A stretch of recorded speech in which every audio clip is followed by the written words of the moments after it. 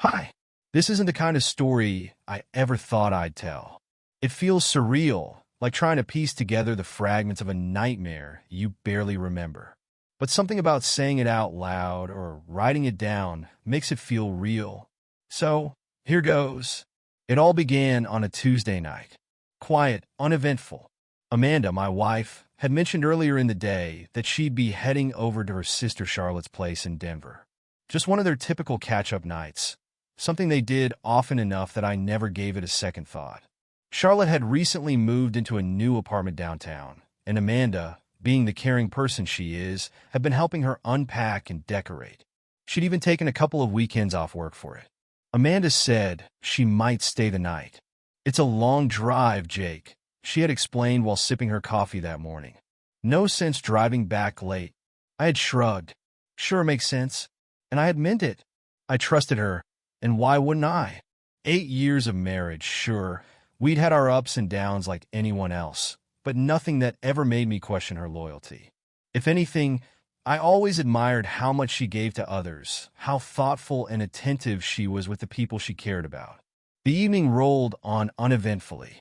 I finished some paperwork from my job, reheated leftovers from the fridge, and settled onto the couch with a beer. The television droned on in the background. One of those late-night talk shows where every joke gets forced laughter from the studio audience. By 10 o'clock, I was half asleep, the half-empty beer bottle sweating on the coffee table in front of me. It wasn't a special night. It wasn't anything at all, really. And then, at 11:30, I woke up. A sound. Faint but distinct. Laughter. At first, I thought it might have been from the television, though the screen had long since gone black, its automatic shut-off feature leaving the room dim and quiet. The laughter wasn't from the TV. It was real, floating through the stillness of the night, unmistakable and familiar. Amanda's laugh. If you've ever loved someone long enough, you'd know their laugh in a crowd of 1,000. Amanda's laugh starts small, soft, almost hesitant, before it spills into this bright, melodic ripple.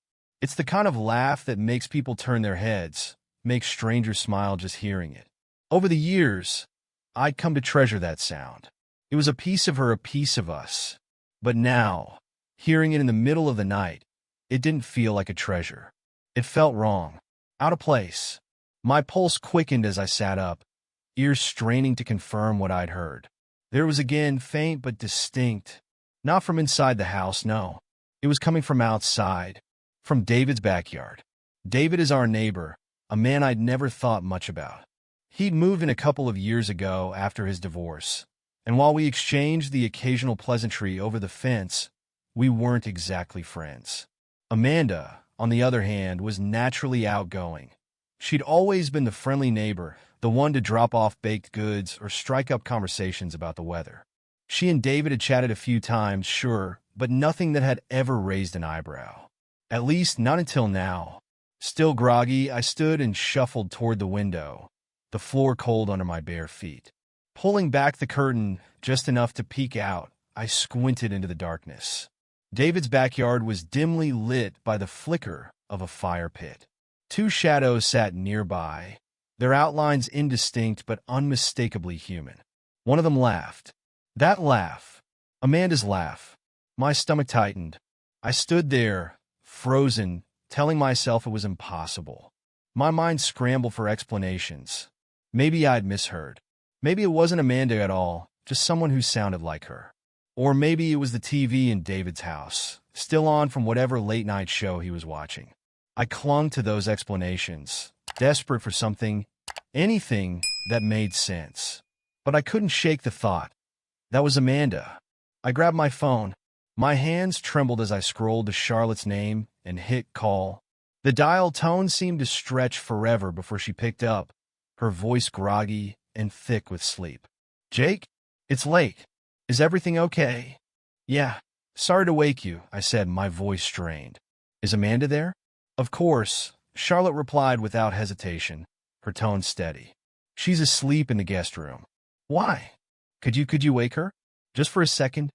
There was a pause. I could hear Charlotte shuffling, the muffled sound of her steps as she moved. A few moments later, Amanda's voice came through the line. Jake, what's going on? It's late. Her voice was soft, heavy with sleep. She sounded like she'd just woken up. For a moment, I was stunned into silence. How could this be? The laugh outside, it was her. I was sure of it. But here she was, miles away, her voice calm and unbothered. I just wanted to check in, I managed to say, my voice uneven. Everything okay? Yeah, she murmured, her tone softening. Go to bed, Jake. I'll see you tomorrow. The call ended. I stared at the screen, my hands trembling. She sounded so convincing, so genuine. And yet, outside, the fire pit flickered, and the shadows moved. I sat by the window, watching as the flames dwindled to embers, and the figures disappeared into David's house. Sleep didn't come that night. The next morning, Amanda came home like nothing had happened. She was cheerful, relaxed, her hair slightly tousled in that effortless way she always managed to pull off. She kissed my cheek and told me how much fun she'd had catching up with Charlotte. She even teased me about falling asleep on the couch again. I wanted to ask her outright if she'd been at David's house, but the words caught in my throat. Instead, I nodded, smiled, and acted like everything was fine. But it wasn't. Something had shifted, something I couldn't ignore. And as much as I tried to push it aside, her laugh haunted me, echoing in the silence. For the first time in 8 years, I doubted Amanda, and that doubt would change everything. The next few days passed in a haze. Amanda went about her routines as if everything was perfectly normal, while I drifted through each moment like I was trapped in someone else's life. I found myself scrutinizing every word she said, every gesture, every fleeting expression that crossed her face. Was there a hint of guilt in her smile? Did her laughter sound forced now, or was I imagining it? I hated myself for thinking this way. I hated how it consumed me. I couldn't shake that night. The laughter, the shadows, the way Amanda had sounded so believable on the phone while the fire pit in David's yard burned just yards away from me. I replayed the moment over and over in my mind, dissecting every detail, trying to reconcile the impossible with the mundane. My head was a battleground between rationality and suspicion, and I was losing. It all came to a head 3 nights later. Amanda had casually mentioned that she'd be heading back to Charlotte's place for another girls' night. She needs help organizing some of her stuff, Amanda explained, pouring herself a glass of wine after dinner. It's a disaster over there. I nodded, forcing a smile. Makes sense, I said, though my stomach churned with unease. I wanted to ask her, are you really going to Charlotte's? But what if I was wrong? What if my paranoia had twisted something innocent into something sinister? The risk of accusing her, of planting a seed of distrust that didn't need to exist, felt too great. So I said nothing. She left around 7, dressed casually in jeans and a sweater, her overnight bag slung over one shoulder. I'll be back tomorrow, she said, leaning in to kiss my cheek. Don't stay up too late watching your shows. I laughed weakly. I won't. The house felt unbearably quiet after she left. I tried to distract myself with television, scrolling aimlessly through channels, but nothing could hold my attention. My thoughts kept drifting back to that night, to the firelight, to her laugh. And then, around 11 o'clock, it happened again. I was sitting on the couch, nursing a second beer, when I heard it, a faint sound carried on the cool night air through the slightly open window. Laughter. Amanda's laughter. My heart slammed against my ribs as I stood, moving toward the window on instinct. I pulled back the curtain, and there it was, David's backyard, dimly illuminated by the familiar glow of his fire pit. 2 figures sat by the fire, their shapes blurred by the flickering light. One of them laughed, a sound that sent a shiver down my spine. It was Amanda's laugh. I was sure of it. Panic surged through me. My hand went to my pocket, pulling out my phone before I even realized what I was doing. I dialed Charlotte, my fingers trembling. The phone rang once, twice, 3 times, and then she answered, her voice groggy. Jake, what's going on? I swallowed hard, trying to keep my voice steady. Hey, Charlotte. Sorry to bother you so late. But is Amanda with you? There was a pause, the kind that felt like it stretched on forever. Finally, Charlotte spoke, her tone laced with confusion. Yes, she's here. She's asleep in the guest room. Why? Could you wake her? Just for a second? Jake, is everything okay? Charlotte asked, her voice tinged with concern. Yeah, I just need to talk to her. Please. Another pause. Then I heard the faint sound of footsteps, a door creaking open, muffled voices. A moment later, Amanda's voice came through the line. Jake? What's going on? It's late. Her voice was soft, heavy with sleep, just like before. My stomach twisted into knots. How could she sound so convincing? How could she be asleep at Charlotte's when I was so sure I heard her outside? I just wanted to check in, I stammered, my voice barely above a whisper. Everything okay? Yeah, she murmured, her tone gentle. Go to bed, Jake. I'll see you tomorrow. The call ended, but the unease remained. I stood by the window, staring out at the firelight, at the two shadows by the pit. One of them laughed again, Amanda's laugh, and my resolve hardened. I couldn't ignore this. I needed answers. Throwing on a jacket, I stepped outside into the cool night air. The neighborhood was silent, the kind of quiet that presses down on you, amplifying every sound. I walked toward David's house, my footsteps crunching softly on the gravel driveway. My heart pounded as I reached his front door, hesitating for a moment before raising my hand to knock. The sound of my knock echoed in the stillness. For a moment, nothing happened. Then, faintly, I heard movement inside. Footsteps, the murmur of voices. The door opened, and there he was, David, standing in the doorway, his expression unreadable. Jake, he said, his tone casual, though his eyes flickered with something I couldn't quite place. It's late. Everything okay? I forced a tight smile. Yeah, sorry to bother you.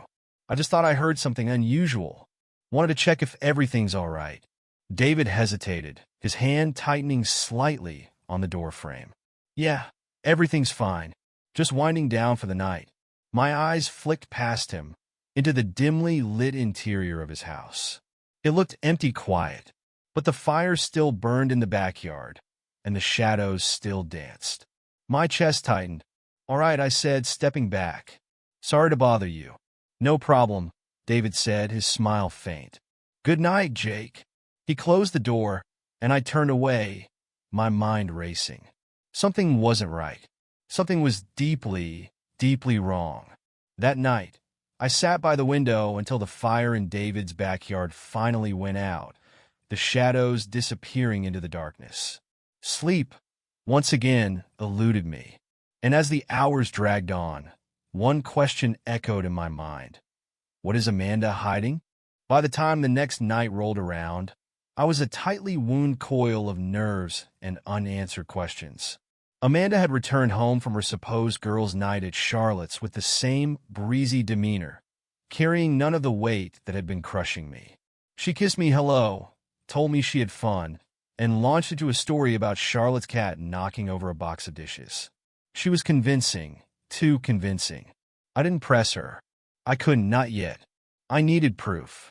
That evening, as Amanda bustled around the kitchen making dinner, I caught myself staring at her. She looked so ordinary, so Amanda. Her hair pulled into a loose ponytail, a smudge of flour on her cheek as she rolled out dough for biscuits. This was the woman I married, the one I thought I knew better than anyone. And yet, as I watched her, all I could see were shadows and flickering firelight. All I could hear was her laughter echoing through the dark. Something on your mind? She asked suddenly, glancing over her shoulder with a playful smile. I shook my head quickly, forcing a smile of my own. Just tired. Long day. She nodded, seemingly satisfied with the answer, and turned back to her task. But the tension in my chest didn't ease. It only grew. When she announced she had plans to visit Charlotte again the following evening, I barely reacted. I nodded, feigning indifference, but inside, my thoughts were spinning. This time, I wouldn't just sit by the window and wonder. This time, I would know. The next night, after Amanda left, I waited. Not by the window, not in the living room. I waited outside. I crouched in the shadows of my own yard, watching David's house like a predator stalking prey.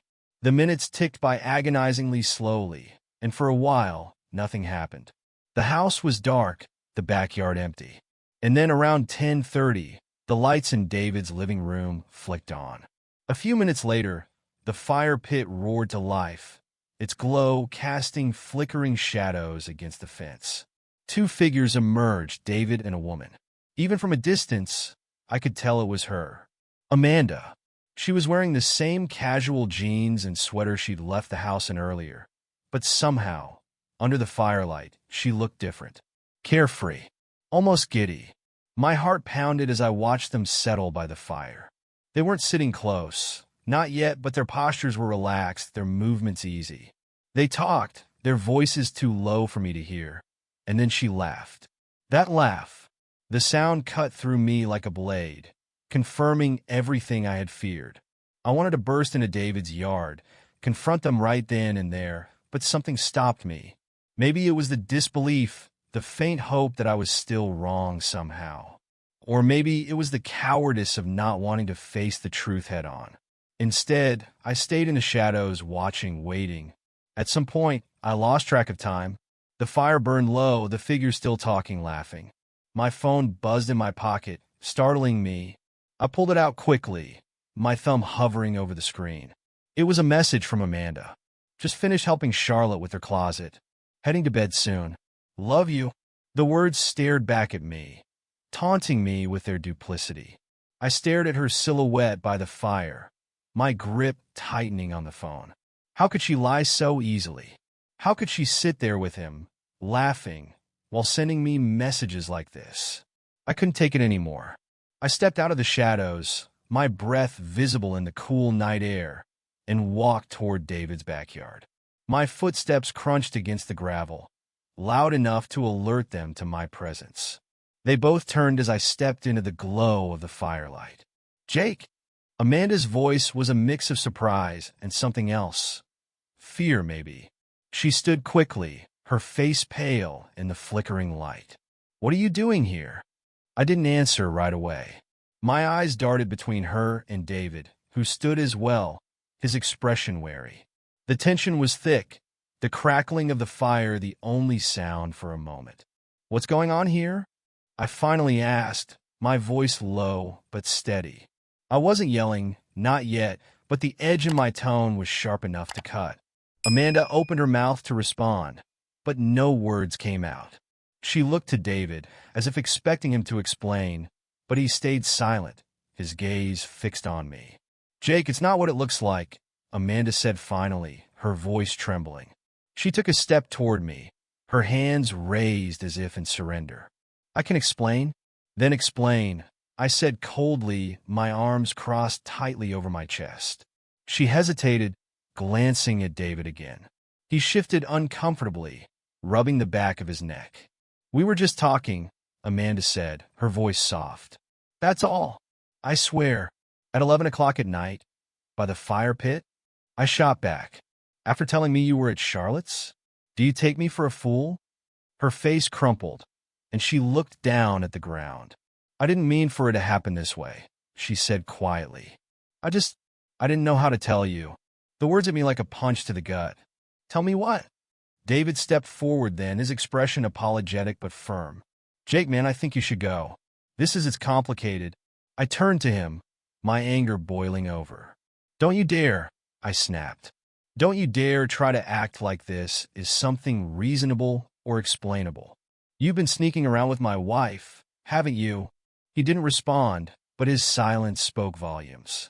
I looked back at Amanda, my voice breaking. How long? I asked. How long has this been going on? She didn't answer. She didn't have to.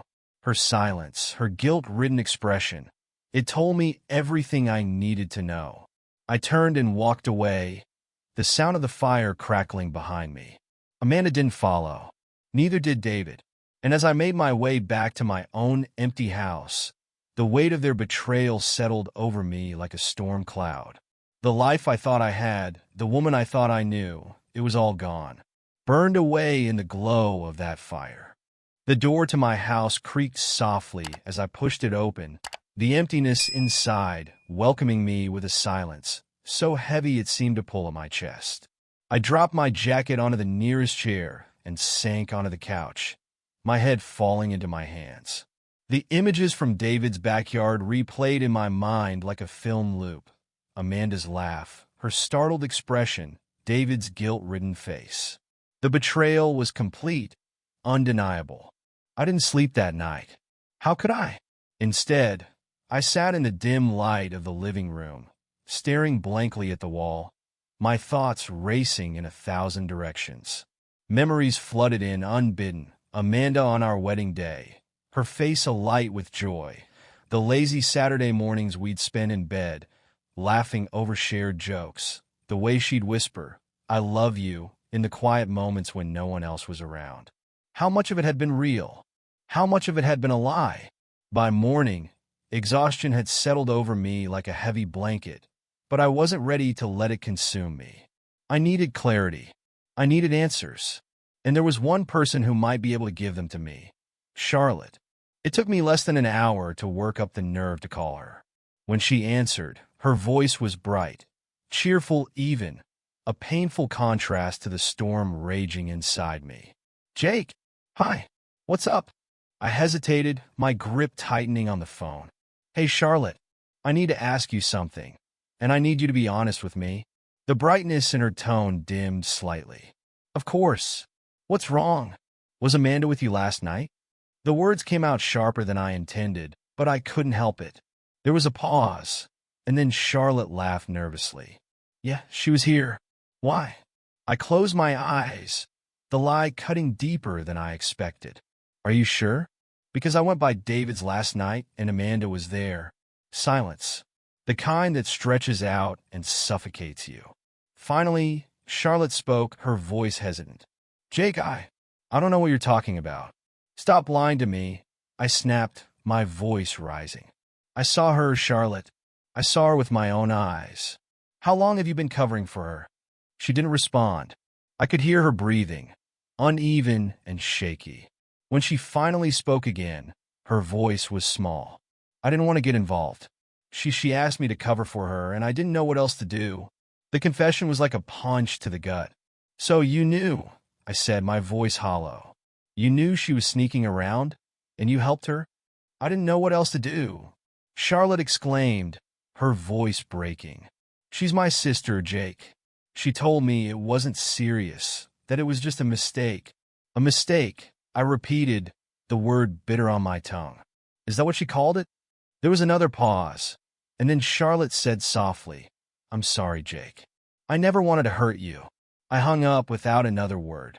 By the time Amanda came home that evening, my anger had cooled into something sharper, more calculated. She walked through the door with the same cheerful energy she always had, setting her bag down and smiling at me like nothing was wrong. "Hey, how was your day?" she asked, brushing a stray hair from her face.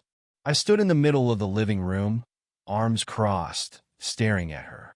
"How was yours?" I replied, my tone flat. She froze, her smile faltering. "What do you mean?" "I mean, how was your night at Charlotte's?" I asked, each word carefully measured. Her eyes flickered, a brief flash of panic crossing her face before she composed herself. "It was fine. Why are you asking like that?" I stepped closer, my voice lowering. "Because I know you weren't at Charlotte's."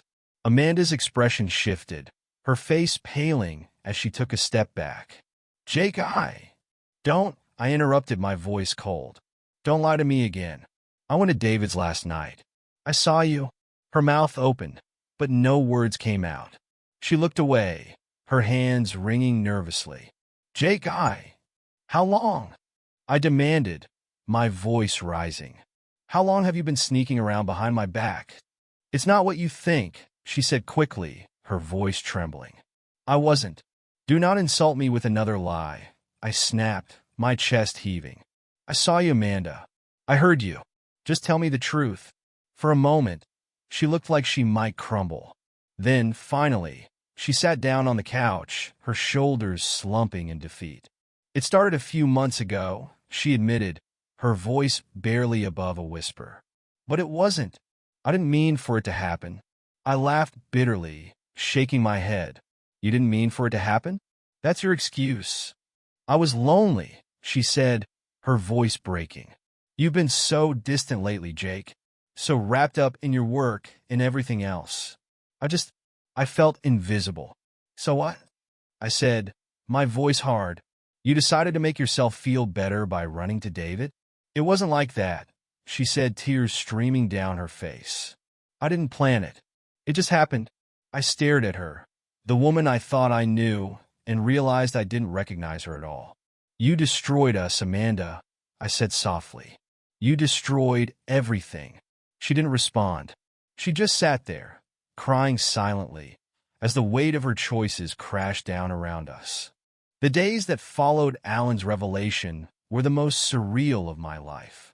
I felt unmoored, as though the foundation of everything I'd known had crumbled beneath me. Amanda's betrayal wasn't just an isolated act. It was a labyrinth, layered with lies, deceit, and choices I couldn't even begin to fathom. The Amanda I thought I knew, the Amanda I loved, was gone. Or maybe I realized bitterly she had never truly existed. She called me a few times, each call going straight to voicemail. Her messages were tearful, desperate. "Jake, please. I know I messed up. I know I hurt you. But can we talk? Just once? Please." I couldn't bring myself to respond. What more was there to say? The damage was done, and no apology or explanation could undo it. Eventually, I stopped listening to the voicemails altogether. One evening, about a week after Alan's visit, I sat on the couch, staring at the divorce papers spread out on the coffee table. A pen rested in my hand, but I hadn't signed yet. It wasn't hesitation, not exactly. I had made my decision. The marriage was over.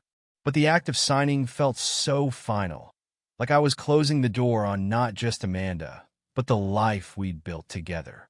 The photo album on the bookshelf caught my eye. I hadn't touched it in years, but now, something compelled me to pull it down. I flipped through its pages, my chest tightening with every snapshot of the life we once shared. Smiling faces, warm embraces, moments that had felt so real at the time. A part of me wondered if I'd ever see those memories the same way again. I thought about everything Alan had said, about Liam and David, about Amanda's web of deceit. It wasn't just the infidelity that gutted me. It was the deception, the way she had woven a narrative of trust while betraying it at every turn. I realized then that the Amanda I loved, the Amanda I had built a life with, wasn't the woman who had sat by David's fire or exchanged messages with Liam. That Amanda was gone. Or maybe she had never existed. I finally signed the papers the next morning. It wasn't as hard as I'd feared. It felt necessary. A step forward. I called my lawyer and told him to start the process. The weight I'd been carrying didn't disappear, but it felt lighter, like I could finally breathe again. Amanda must have sensed the shift, because she showed up at the house that evening. When I opened the door, she looked like a shadow of the woman I had known, her face pale, her eyes swollen from crying. She clutched a folder in her hands, and I didn't have to ask what it was. "Jake," she began, her voice trembling. "Can we talk?" I leaned against the doorframe, crossing my arms. "What is there to talk about?" She hesitated, her grip tightening on the folder. I wanted to say I'm sorry. For everything." I didn't respond. Her apology hung in the air, weightless. "I know I hurt you," she continued, her voice breaking. "And I know I don't deserve forgiveness. But I need you to know that I never stopped loving you." I laughed bitterly, shaking my head. "You have a funny way of showing it, Amanda." Tears streamed down her face, but I felt nothing. No anger, no sadness. Just an aching emptiness. "I don't expect you to forgive me," she said softly. I wanted to say it." I nodded, stepping aside to let her drop off the folder. She placed it carefully on the coffee table, her hands trembling. "Goodbye, Jake," she said finally, her voice barely above a whisper. "Goodbye," I replied, closing the door behind her. In the months that followed, I began to rebuild. It wasn't easy. There were days when the weight of everything felt unbearable, when the silence of the house threatened to swallow me whole. But I took small steps. I started therapy, something I'd always dismissed as unnecessary. It turned out to be one of the best decisions I'd ever made. During one session, my therapist asked, "What do you think you've learned from all of this?" I thought about it for a long moment before answering. I think I've learned that love isn't enough. It has to be built on trust, respect, and honesty. Without those, it doesn't matter how much you love someone. It will fall apart. She nodded thoughtfully. "And do you blame yourself for what happened?" "Not anymore," I said. "I did at first. I wondered if I had missed the signs, if I had pushed her away. But I've realized that her choices were hers. They weren't about me. They were about her." "That's an important realization," she said with a small smile. It was, and as I left her office that day, I felt lighter, as though the chains that had been holding me down were finally beginning to break. Alan and I kept in touch. His own marriage had unraveled in the aftermath of everything. And while his journey was different from mine, we found comfort in our shared experiences. "We dodged a bullet," he said once over drinks. "A messy, painful bullet, but still." I laughed for the first time in weeks. "Yeah, we did." Life moved on. The house, once filled with memories of Amanda, began to feel like my own again. I painted the walls, rearranged the furniture, and started making plans for the future. I wasn't healed, not completely, but I was moving forward, and that was enough. One evening, as I sat on the porch watching the sunset, I realized something. I wasn't defined by Amanda's betrayal. Her choices were hers, but my story was mine. And for the first time in a long time, I felt ready to write the next chapter. Some scars never fully fade, but they don't have to define you. They're reminders of where you've been and how far you've come. Have you ever faced a moment when trust was shattered? And how did you find the strength to move forward? Share your experience. I'd love to hear your thoughts.